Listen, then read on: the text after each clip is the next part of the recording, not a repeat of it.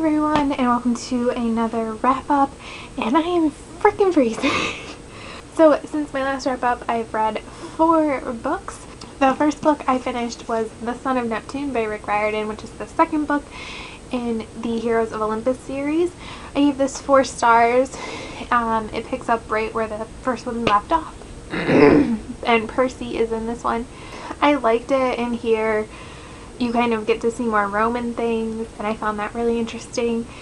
I think I liked it a little bit more than the first book, but I feel like they're kind of different in tone because they have different characters. I think in a lot of ways the characters in the first book are much more like fun and lively, and the characters in this book are much like more melancholy, so it just has a different tone to it. But I did really enjoy it, and I'm definitely eager to continue with the series. Then I was just looking for like a shorter book to read and was like, oh, what am I kind of avoiding on my TBR shelf? So I picked up So Much Closer by Suzanne, I don't know how to say it if that's right, Colasanti, and this is just like a contemporary YA book. I had bought this at like a bargain store for really cheap, and I think this is my first book by her. I don't think I've read a book by her before. I gave it 3 stars for like a huge chunk of it. It's not very big.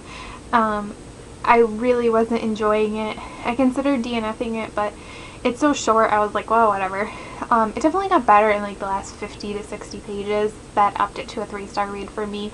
I will say this book is like full of unrequited love, and it's like the worst kind. It just drives me crazy when people get so, like, girls especially, when they get so fixated on a guy that they're like oblivious to everything around them, whether it be another potential love interest, their family, their friends. That's even worse. Family and friends is even worse. Another huge problem I had with this book was she like loves this guy for like all of high school basically, and then when she like finally gets up the courage to say something to him, he says he's moving to New York City, and she doesn't tell him that she like loves him or whatever. Instead, she decides to follow him to New York City, and I know it's just a book, but I think that's really unhealthy and like a really stupid decision. It's made me uncomfortable. I do have another book by her. I don't remember what the synopsis is or anything, but I'll probably check it out, but I'm honestly not sure if I'm going to keep this book or not. It does remind me a lot of like Sarah Dessen's writing. I find the character kind of like pretty flat and non-emotional.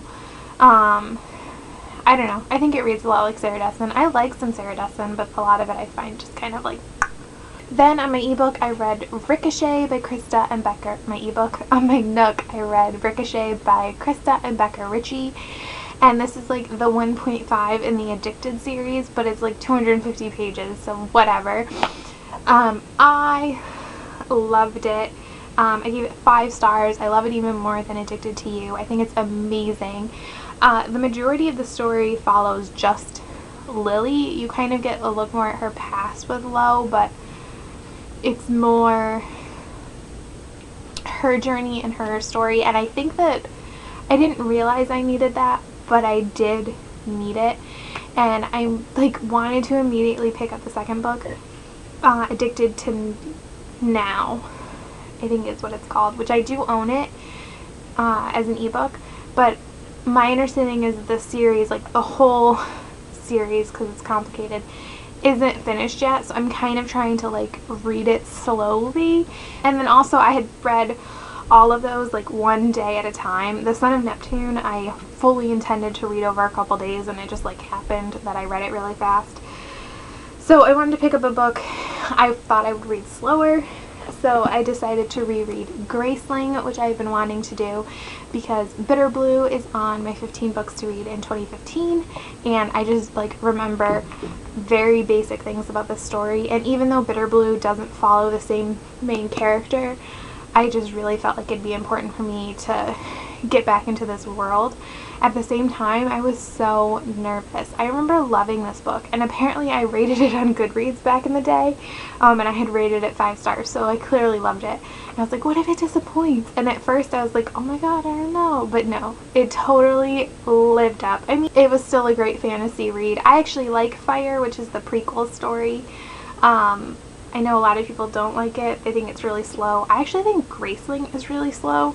And people have said the same thing about Bitter Blue, but I'm thinking I'm gonna like it anyways. What I think I like most about this is I don't read a ton of fantasy. There's action in here, but it's not like the action is fully driving the story. It's very much Katz's story, and I just like, it works for me. The storytelling doesn't feel like a traditional story to me. It doesn't end where you think it would end, and it doesn't progress in the way that you think it would progress. So I really like it for those reasons. It actually made me really, really, really want to pick up, what is it called? Crown Jewel by Sherwood Smith, because I own the bind up of that, which reminds me is kind of similar but has less romancy bits. But that's kind of a big book. I don't know. I kind of want to reread it though. And I'm very excited to read Bitter Blue now. I forgot how much I liked Bitter Blue and Poe. Completely forgot how much I love Poe. I feel like this video is just going on now, but I will say I love Poe so much. He's so freaking beta. And I just love it. He's so humble, and I love the conversations he has with Katza where he's like, she's like, wouldn't you be embarrassed if that happened? And he's like, or humiliated, and he's like, no, I'd be humbled, but I wouldn't be humiliated. Just like the ease with which he handles so many things that would be like emasculating, I think is amazing. I don't know, I feel like I'm like shaking because I'm so freaking cold. Whatever. If you have not read Graceling, read it. Most people, even if they don't like Fire or Bitter Blue, do like Graceling, so I suggest it. So those are all the books I read, and I am currently reading The Mark of Athena. I actually wasn't planning on picking this up until next week, but because I read Graceling faster than I expected, I did pick this up. I'm about 100 pages in, yeah, and I am enjoying it so far, but I kind of have a lot to do this weekend. I have some like family commitments and stuff like that, so I'm not sure if I will be picking this up this weekend, but on the plus side, I should be getting my Barnes... Ow, I just stabbed myself with the book. I should be getting my Barnes & Noble order soon, and for Christmas I did get this series. I got all the books except for the 4th one, so I was like, well, I've heard this one has like a pretty intense ending, and I was like, well, I don't know the 4th one, so... But I have placed my Barnes & Noble order, and it should be coming soon. If you have any comments, questions, anything like that, feel free to let me know down in the comments below. And thank you so much for watching. Bye!